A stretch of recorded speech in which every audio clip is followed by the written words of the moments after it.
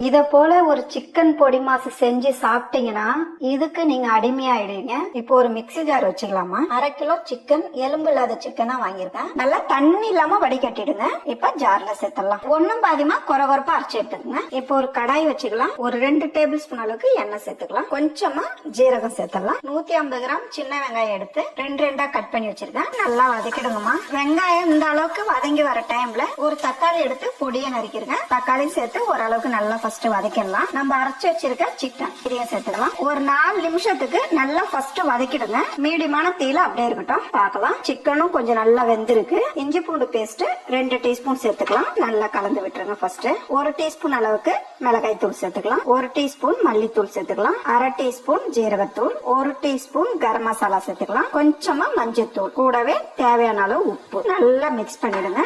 இந்த அளவுக்கு நல்லா கலந்துட்டு இந்த அளவுக்கு தண்ணி எடுத்து அப்படி தெளிச்சு விட்டுருங்க. ஒரு 3ல இருந்து 4 நிமிஷத்துக்கு அப்படியே மூடி வைக்கலாம். பார்க்கலாம். இந்த அளவுக்கு நல்லா கலந்து விட்டுட்டு சிக்கன் இப்படி சுத்தி தள்ளி விட்டுருங்க. 4 முட்டை எடுத்துருக்கேன். அது மேலவே லைட்டா உப்பு சேர்த்துருங்க. 1/2 டீஸ்பூன் அளவுக்கு பெப்பர். கொஞ்ச நேரம் மூடி வச்சிருந்து அதுக்கப்புறம் கிளறி விடலாம். இப்போ அப்படியே திருப்பி விடுங்க. இந்த அளவுக்கு வெந்தா போதும். கட் பண்ணிட்டு நல்லா கலந்து விட்டுருங்க. இப்போ 1/2 டீஸ்பூன் பெப்பர் சேர்த்துக்கலாம். 2 பச்சை மிளகாய் 2 கட் பண்ணி வச்சிருக்கேன். பொடியை நறுக்குன கருவேப்பிலை நல்லா கலந்து விட்டுருங்க. அவ்வளவுதான்மா. நல்ல ஒரு டேஸ்டான சிக்கன் பொடி மாசு